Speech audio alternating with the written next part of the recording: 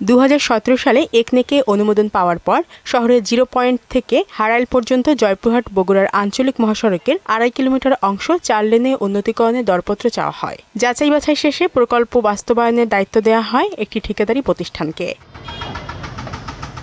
2018 সালের 30 সেপ্টেম্বর কাজের উদ্বোধন হয়। 1.5 বছরের মধ্যে কাজ শেষ হওয়ার কথা থাকলেও জমি অধিগ্রহণ ও ড্রেনের 60 ভাগ কাজ ছাড়া সড়কের কাজের আর কোনো অগ্রগতি নেই। বাস স্ট্যান্ড থেকে রেলগেট পর্যন্ত আসতে প্রায় 1 ঘন্টা সময় লেগে যাচ্ছে, যেখানে 10 থেকে 5 মিনিট লাগার কথা। কঠিন পরিমাণে দুর্ভোগ, এটা সবাই দেখতেছেন, কিন্তু তারপরে যে মানুষজন হাঁটার জন্য যে রাস্তাটুক আছে, স্পেসটুক আছে, এটুক দখল করে ফুটপাত হয় না, ঠিকমতো কাজ করে না, ঠিকাদাররাও ঠিকমতো কাজ করে, একদিন কাজ করলে 2 দিন আসে না।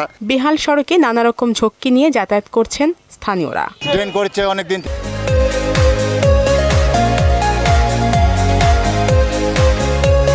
ঠিক আছে, এই ট্রেন ঠিক মতন হবে কি হবে না, দুর্দশার মধ্যে আছে। রাস্তাঘাটে মানুষ হাঁটতে পারতেছে না, চলাফেরা করতে পারতেছে না। অনেকদিন থেকে দেখতেছি কাদা, পানি হলে তো খুব কাদা, আর এমনিতে তো চলাই যায় না। মেয়াদ শেষের পরও পেরিয়ে গেছে প্রায় 4 বছর, তারপরও সড়কের কাজ শেষ না হওয়ায় বিরক্ত খোদ পুলিশ সুপারও। হিলি বন্দর থেকে এখানে প্রতিদিন 200-250 ট্রাক আসে, সেগুলো আমরা শহরের বাইরে দিয়ে ডাইভারশনের ব্যবস্থা করে দিয়েছি, যাতে কোনো অবস্থায় শহরে যানজটের সৃষ্টি না হয়। কাজ শেষ না হওয়ার জন্য নানা রকম অজুহাত দিলেন সড়ক বিভাগের নির্বাহী প্রকৌশলী। কিছু স্থাপনা রয়েছে, যেমন মসজিদ, দোকান, মার্কেট, এগুলোকে আমাদের ক্রমান্বয়ে সরাতে হচ্ছে।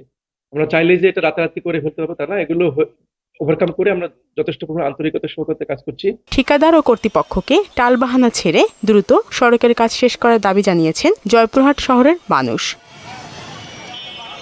শারমিন স্বর্ণা, মোহনা সংবাদ।